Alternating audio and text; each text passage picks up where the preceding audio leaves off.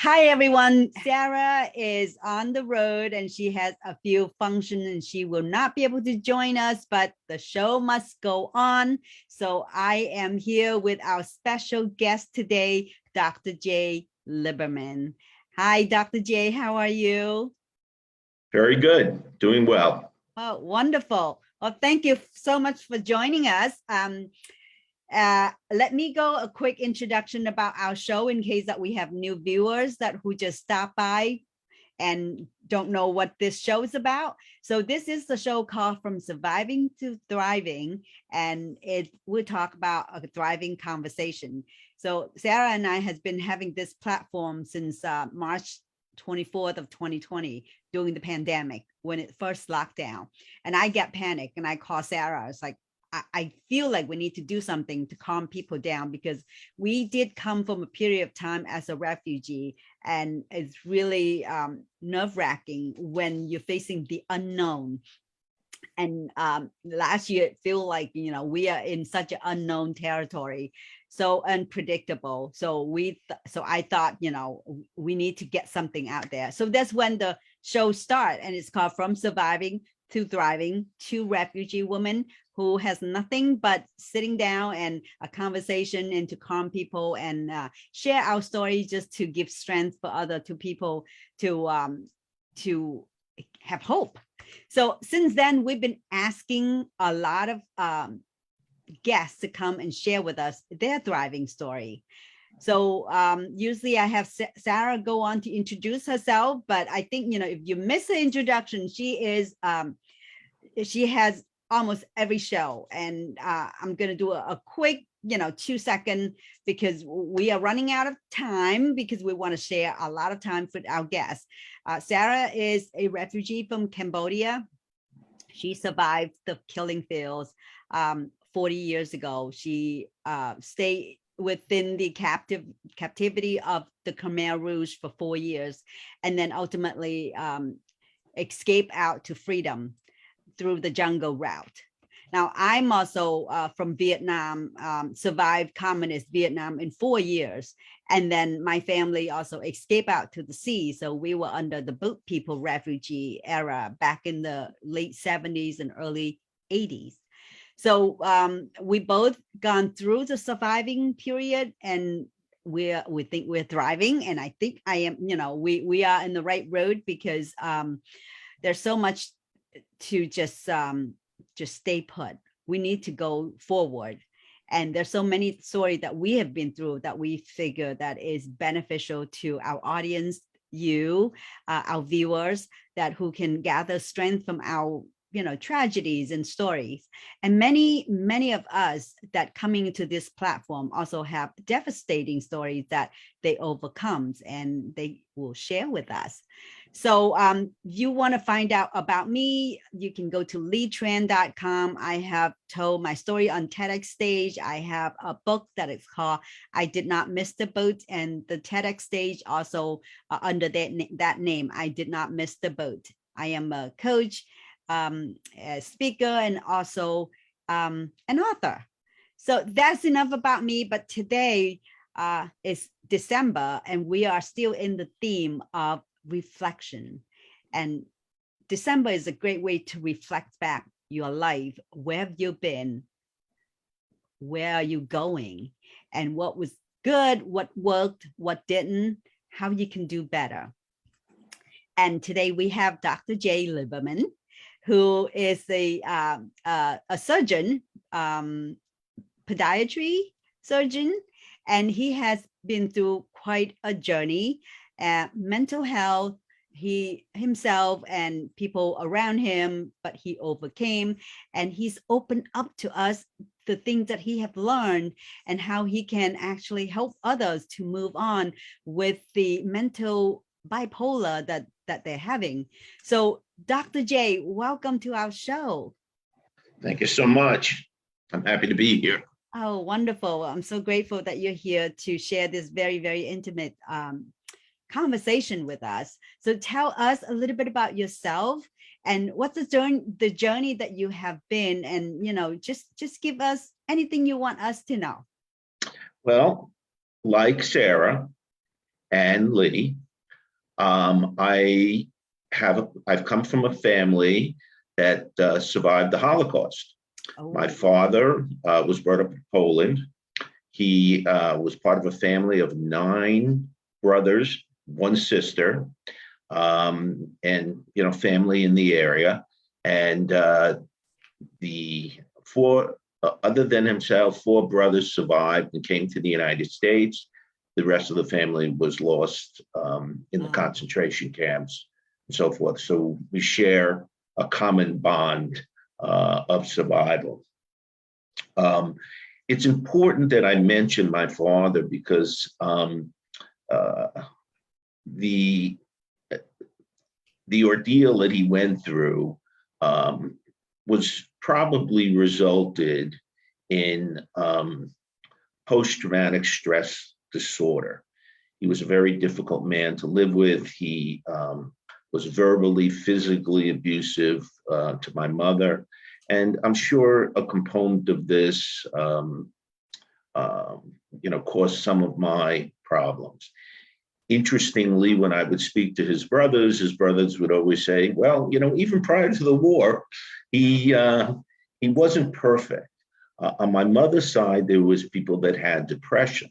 Now, the reason I'm here today is to talk about a very severe manic or hypomanic episode that I had, okay?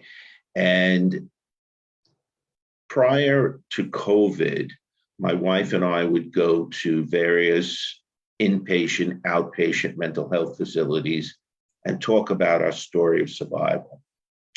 When we look out at the audience, there's usually 10 to 15 families, and there's one member of the family who's recently had some kind of a crisis, probably a manic or depressive episode. And I think it's very comforting for them to see someone like myself, who was a physician, and my wife is a director at a nearby hospital, and they come to understand that people like ourselves have survived this ordeal, and it gives them hope for the future. And we've done this about 30, 40 times prior and during COVID, some through webinars and some through podcasts.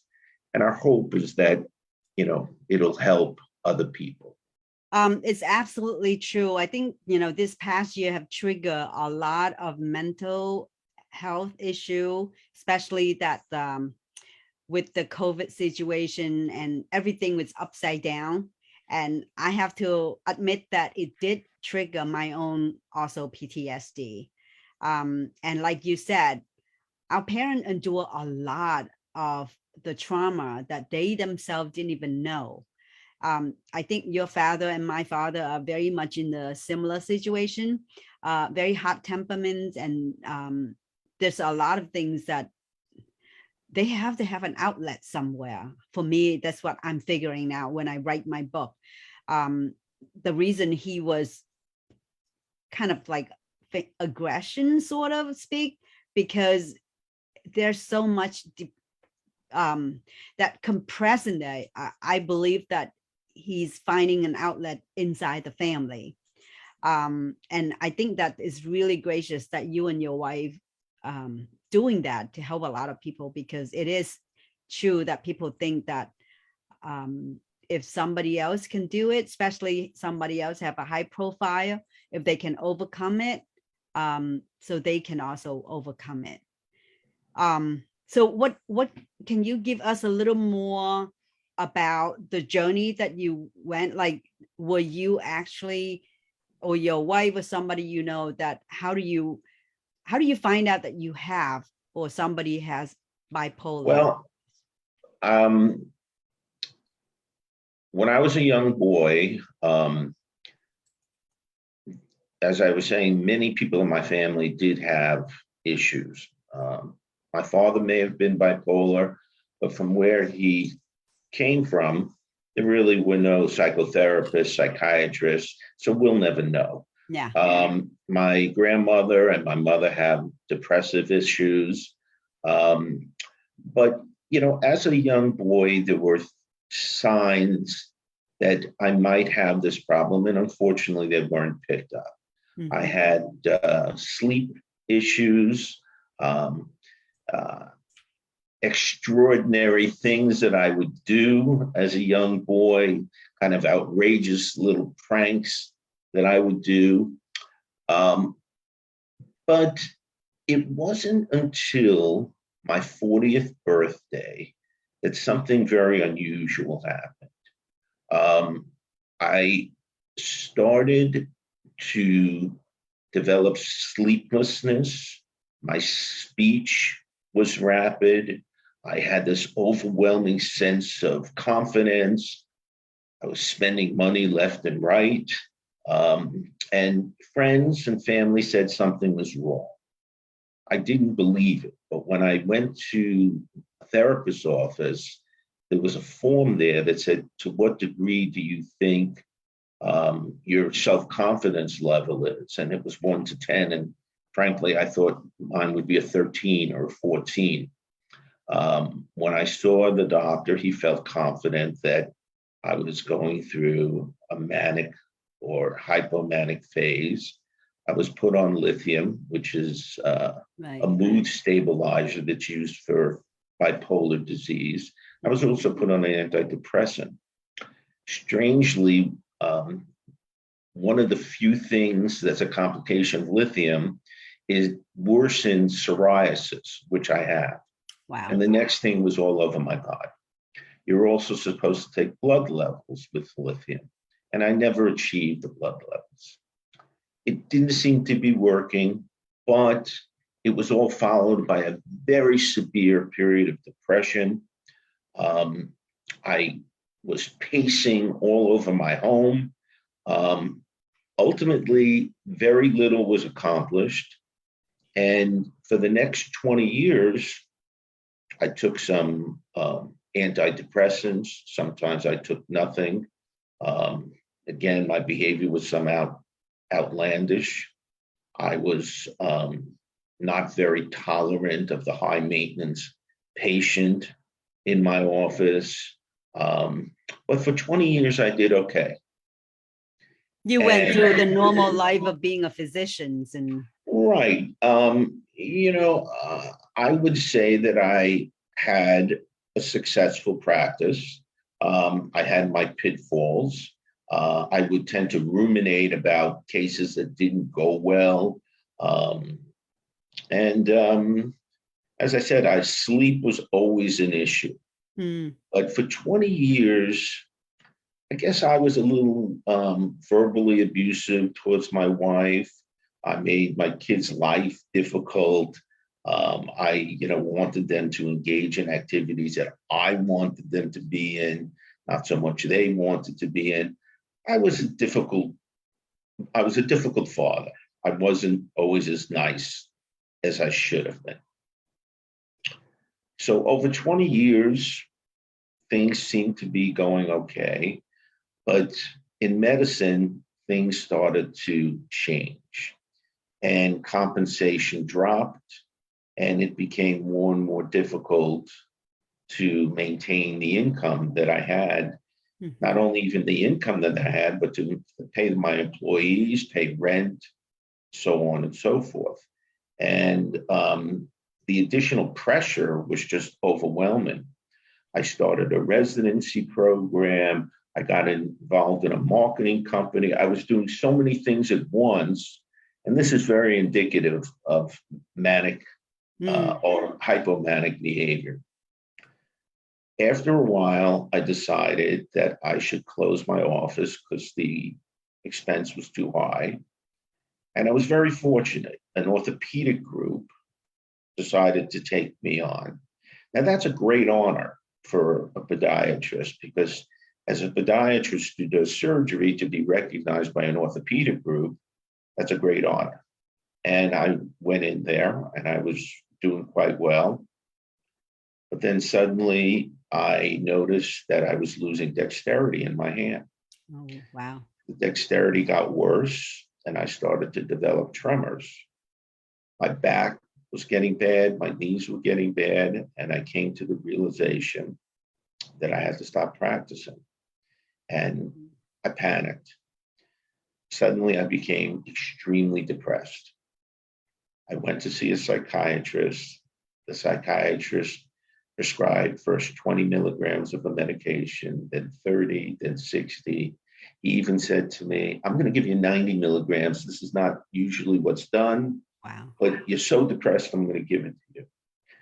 Well, when you take high doses of antidepressants and there's a questionable history of bipolar disease, it causes you to swing from depression into mania. And my God, did I go into the worst manic episode that a person could go into. So what happened? Okay. Well, I started to do these outlandish things. The first thing that I did was I walked into a jewelry store and I decided that it would be appropriate to have a diamond stud earring put in my ear, which is something I just would never do. I started eating more than you can possibly imagine. I walked into a BMW dealer and I had always wanted the 4 Series automobile. I went in there, I bought it, never discussed it with my wife, my children, nobody. I'm not a very good driver. I don't have an appreciation for cars. I bought the car anyway. I decided that I couldn't live with my wife anymore, so I took all the furniture from the spare bedroom and I moved into my own apartment. I started smoking a lot of marijuana, started drinking tequila. I would go to male adult clubs, spend a lot of time there. One day I even woke up and decided that I needed to go to Austin, Texas, because there was a surgeon seminar taking place. Frankly, I had no intention of going to any of the lectures, but I thought it would be fun and an adventure to go to Austin. There I smoked, I drank. I remember going home and I knew that I had to get on a plane at a certain time. I don't remember getting in the cab. I don't remember getting on the plane. I don't remember transferring to another city. I don't remember the cab on the way home. My wife found me in my son's bed the next day. And ultimately, she decided it was in everybody's best interest to Baker at me. And they put me on a medicine called Depakote. And like a miracle, it turned me around and I was doing well. And Depakote is a mood stabilizer. Okay. To me, it worked a little bit better than the lithium. It didn't have side effects. And Depakote's not the only medicine that's used today. There are many medicines. You have to speak to your physician. What works for me doesn't work for everybody else. You have to speak to a psychotherapist or psychiatrist. I want to make it clear that I'm neither. So what works for me does not work for everybody. When I left the facility, I stopped taking the medicine. And the reason is because of a problem called agnosia. And I'd like to explain what that is. People with agnosia come to understand that they have a disorder, such as bipolar, but they don't believe their actions are unusual. Okay. I couldn't afford this BMW, and putting a diamond in my ear didn't really make any sense, but I didn't think the behavior was abnormal. Okay. The final thing was my wife and I got into an argument and I committed domestic violence. It was tragic because it's a woman that I greatly love, and we've been married for 40 years, but I was out of control. I was incarcerated for 8 months for this. And my wife was wonderful. She thought of the condition as something similar to hypertension or diabetes. She worked very hard to get me into a facility. Unfortunately, the judge wanted me to be in Broward County, and my insurance wanted me to be in a facility in Minnesota. It was quite a dilemma. But after 8 months, I was released.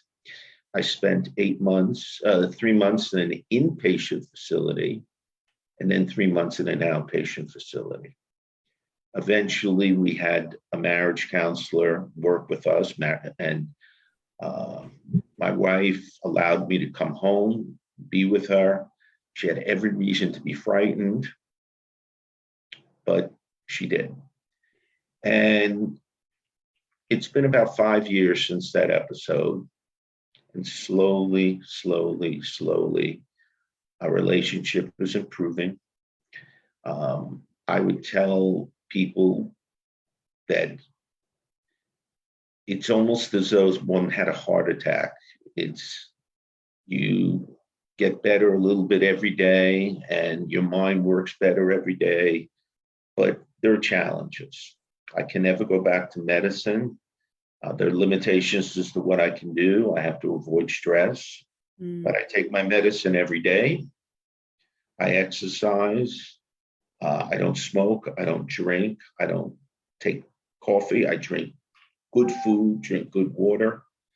And thank God, I've been okay. Wow. Wow. What a journey. What a journey. And thank God that I think that at every place there's a turning point. And I think your turning point is, I think probably find the right medication and the right person who help you along the way. Because I wanna acknowledge this. I have encountered quite a few bipolar people in my life as well. There's a few in the families.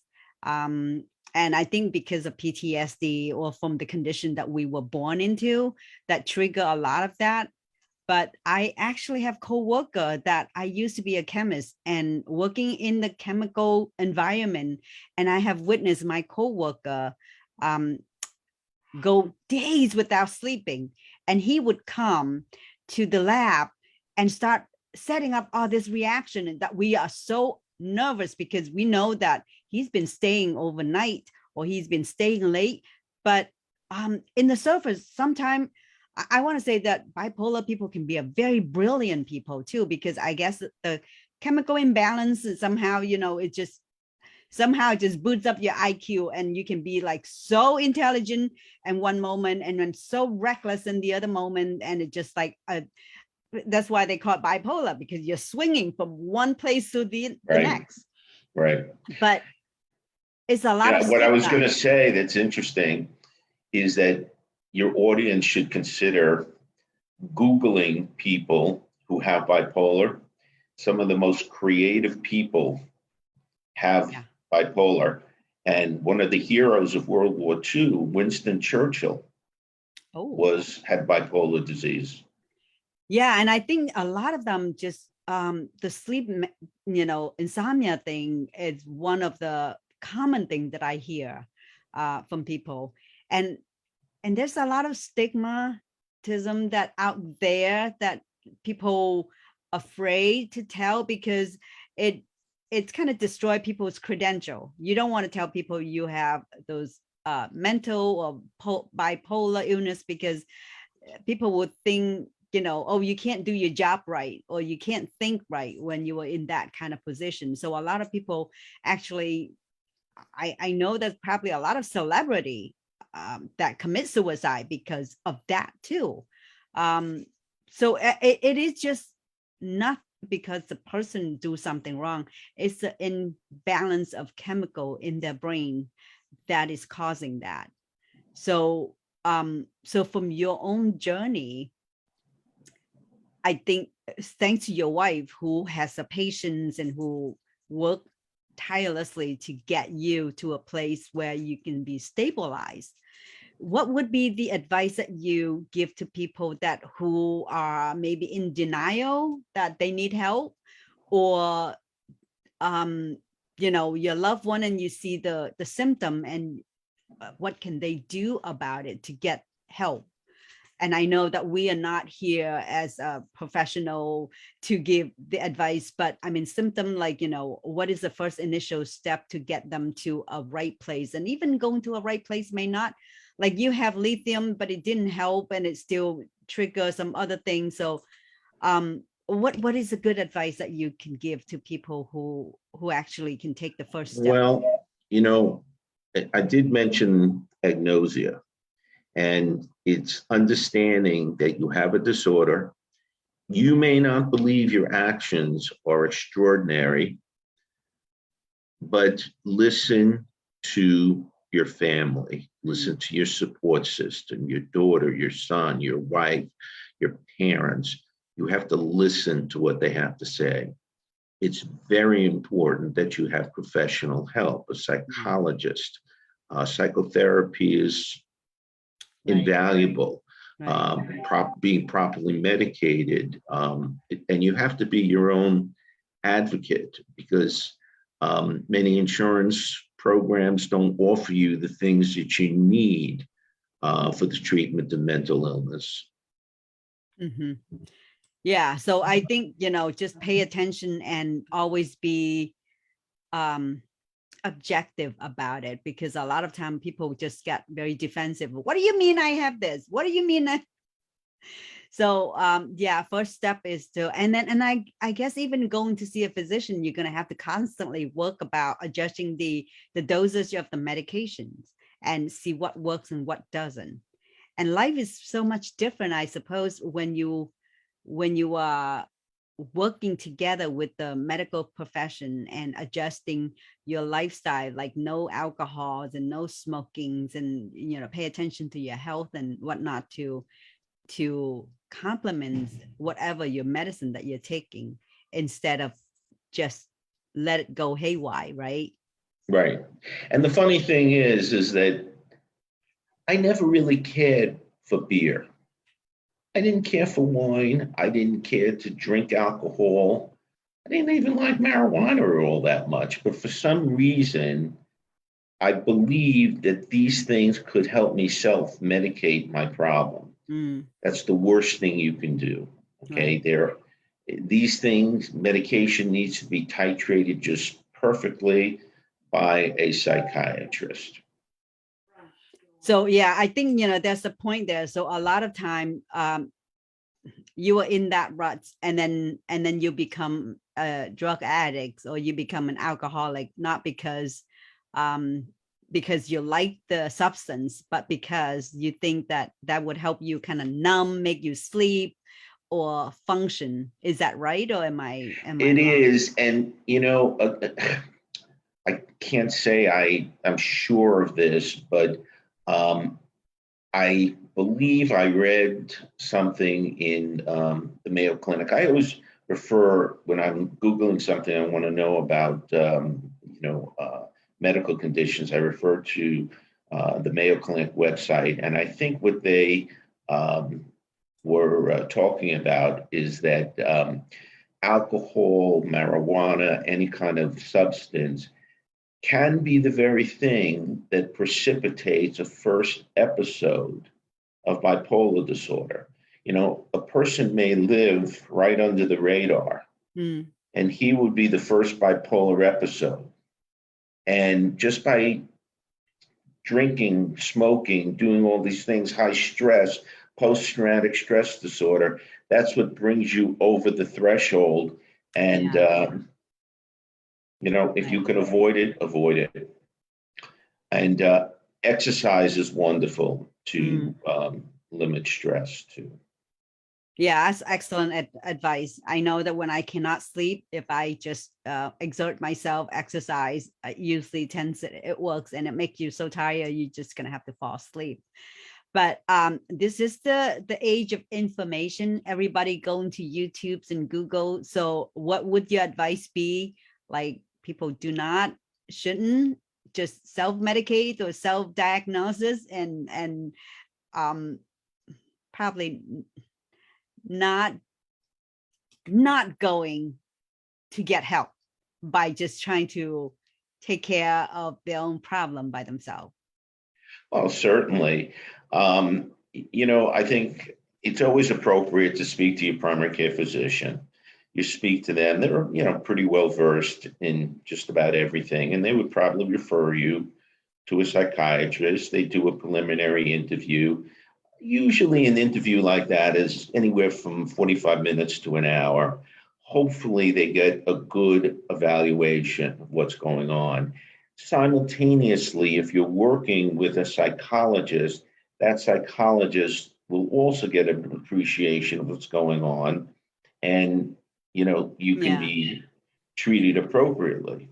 And now I know that I don't think, one of my question is like, if people who are in a high profile position, like, like a physician yourself or a lawyers or a accountant that who's managing, high numbers, how would they be comfortable going to tell that, oh, I have this problem that I need to take care?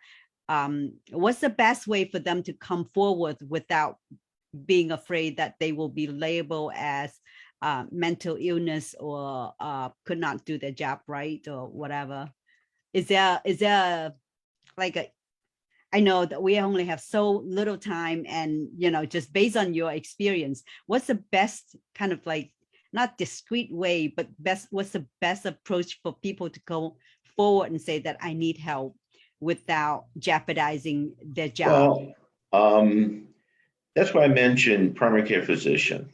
Mm, It's so funny. When I was first treated, I would look around and say, "Oh, I hope no one sees me going into the yeah. psychiatrist's office or the psychologist's office." And I was reluctant to even throw out some of my medication into the garbage pail because I was afraid someone would see the medication that I was Wow. taking. But if you go to your primary care physician and have a preliminary discussion with them, they will know what to do and where to send you and how to help you. Right. I guess that's the best way to I go. think that's the best approach. That's the first approach. So have a very good primary physician in hand.